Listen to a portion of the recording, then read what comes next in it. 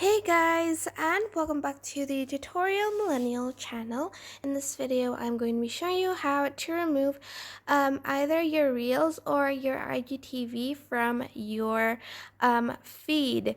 So if you, for instance, only want to show pictures, but when you post a Reel, it is posted on your feed, this is how you can remove that.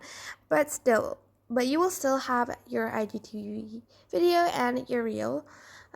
Let's go to profile, scroll down, and as you can see, I have two Reels here.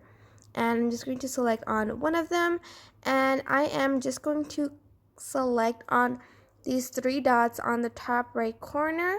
And then as you can see, there is a remove from profile grid. And I'm just going to select that. And then it'll be off of my feed, but it will still be in my Reels tab. And let's just show that one more time. These three dots, remove from profile grid, processing, and it has been removed, but it will still be in my Reels. And that is basically it. I hope this video was helpful. Don't forget to like, comment, share, and also subscribe to this channel if you haven't done that. If you have any questions, just leave it in the comment section down below, and I will try my best to answer them all. I guess that's it. Thank you so much for watching.